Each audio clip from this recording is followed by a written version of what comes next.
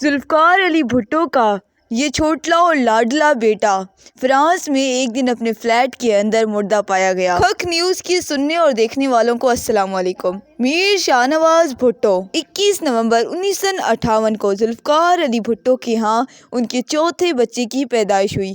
انہوں نے اپنے بیٹے کا نام میر شاہنواز بھٹو رکھا۔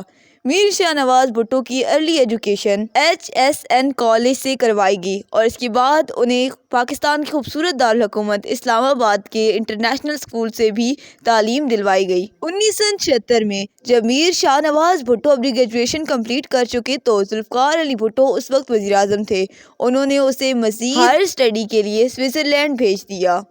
ابھی وہ وہاں پر اپنی تعلیم مکمل کر ہی رہے تھے کہ ضیاء الحق نے ذوالفقار علی بھٹو کی حکومت کا تختہ الٹ دیا اور محمد احمد خان قصوری کے قتل کیس کے جرم میں ذوالفقار علی بھٹو کو پھانسی کی سزا سنوا دی۔ تب نصرت بھٹو نے اپنے دونوں بیٹوں سے کہا کہ وہ انٹرنیشنل لیول پر اپنے والد کی سزا رکوانے کے لیے لابنگ کریں۔ دونوں بھائیوں نے ضیاء مخالف ریلیوں کی قیادت کی لیکن کچھ حاصل نہ ہو سکا اور ذوالفقار علی بھٹو کو راولپنڈی کی سینٹرل جیل میں پھانسی دے دی گئی۔ اس وقت محترمہ بے نظیر بھٹو اور محترمہ نصرت بھٹو قید میں تھیں۔ میر مرتضیٰ بھٹو نے عسکریت پسندی کا راستہ چنا اور الذوالفقار نامی ایک تنظیم کی بنیاد رکھی۔ جلاوطنی کے دوران ہی ذوالفقار علی بھٹو کے بیٹے میر مرتضیٰ بھٹو نے افغانستان کے وزیر خارجہ کی بیٹی سے شادی کر لی اور اس کا نام فوزیہ فصیح الدین تھا۔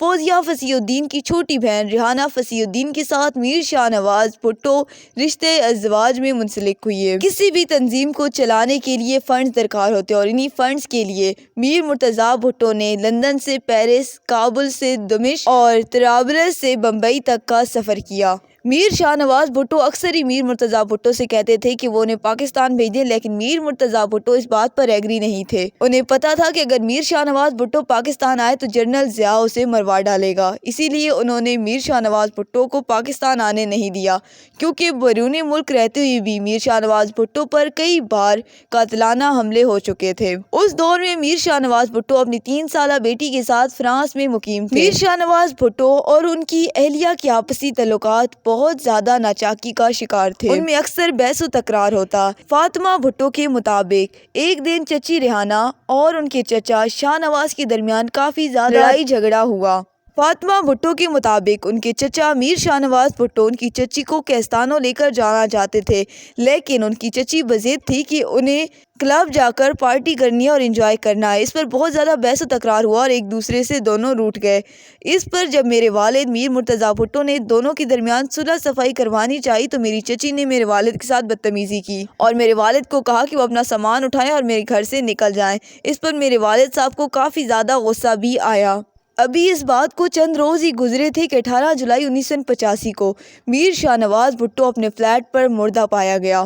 جنرل ضیاء الحق نے میر شاہنواز بھٹو کی جسد خاکی کو پاکستان لا کر دفنانے کی اجازت دے دی۔ محترمہ بے نظیر بھٹو اپنی بھائی کی لاش لے کر پاکستان پہنچی اور گڑھی خدا بخش میں انہیں پیپلز پارٹی کے پرچم میں لپیٹ کر اپنے والد کی پہلو میں سپرد خاک کر دیا گیا۔ دوستو، ان کی شہادت پر کئی مفروضے سامنے آتے ہیں۔ سینٹر رحمان لکھتے ہیں کہ 17 جولائی 1985 کو یہ نوجوان اپنے فلیٹ میں ہنسی خوشی گیا لیکن 18 جولائی کو مردہ پایا گیا۔ ان کے جسم میں زہر موجود تھا اور ان کی بیوی جب وہ زہر کے اثر مر رہے تھے تب انہیں مرتا ہوا دیکھتی رہیں۔ جبکہ بھٹو فیملی کی طرف سے بھی کئی مفروضے سامنے آتے ہیں۔ کچھ لوگ کہتے ہیں کہ ریحانہ نے انہیں زہر دیا ہے اور کسی نے کہا کہ ISI نے مروایا ہے۔ اصل حقیقت آج تک معلوم نہ ہو سکی۔ ریحانہ بھٹو کو 2 سال قید کی سزا بھی سنائی گئی اور وہ برطانیہ میں کافی زیادہ عرصے تک ٹرائل کا سامنا بھی کرتی رہیں۔